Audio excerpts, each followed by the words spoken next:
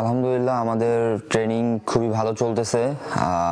কালকে আমাদের একটা ম্যাচ আছে, যেহেতু আমাদের মেইন ফোকাস হচ্ছে ভিয়েতনামে। সো ভিয়েতনামে যাওয়ার আগে আমাদের এরকম একটা ফ্রেন্ডলি ম্যাচ খেলার সৌভাগ্য হচ্ছে, এটা আমি মনে করি যে এটা একটা পজিটিভ দিক।